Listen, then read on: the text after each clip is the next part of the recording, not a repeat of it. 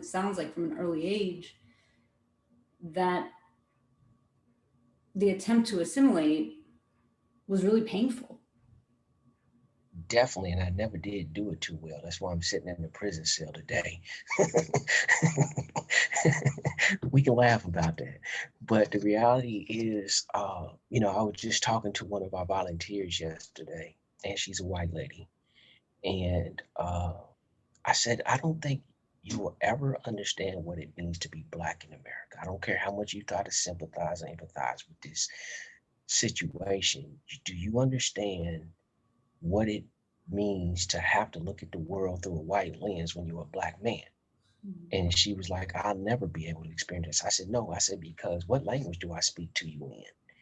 And she said, English. And I said, do you understand the language and what comes with language in terms of culture and everything that's shunned about you? Like, I remember my white friends patting me on the head talking about, oh man, your hair, and I'm just like, it was so much that was forced on me as a child about assimilating into the white world. It was never that space.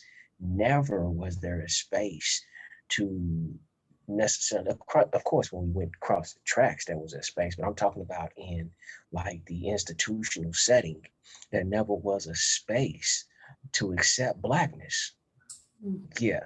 And so, when you want to talk about, the development of identity politics and my politics, at the heart, I'm always going to have that special appreciation and space for my Black brothers and sisters, because that was the only place where I was able to gain a sense of acceptance and didn't have to constantly be at odds and fighting with the notion, the ideals of what was considered to be, uh, I guess you can say, proper, just, right in life.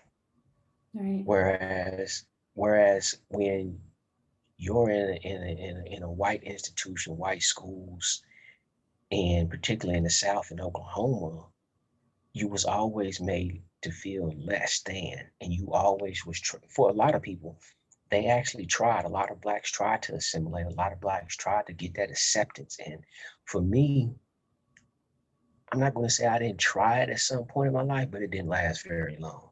The idea that you're going to try your hardest, it seems like a lot of the results are inevitable. And what I think played a factor is at that point in my life, it was how my perception had been shaped about the world and my place in it. And so you don't have that sense of confidence as a Black man, say like if you was a young white male, that you could conquer the fucking world, that you can go out here and do and be anything you wanted to be. No, there were certain areas of profession that you had to work in, just like back in the days in the 60s. Either you was going to be the housekeeper, the janitor, or say today, the entertainment star, the music label mogul.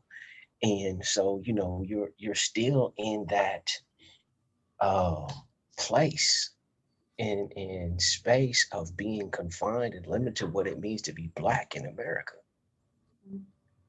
And so, it wasn't until, as I said earlier, that I started studying radical literature, understanding race politics, and just the concept of what it meant to live in a world of white supremacy, that I even began to understand what my politics were or where I needed to focus my energy at.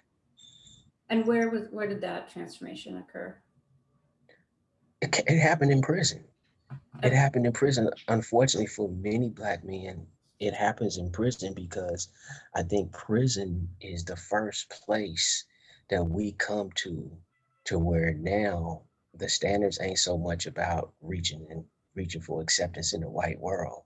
It's more about survival and trying to understand the world that landed us here.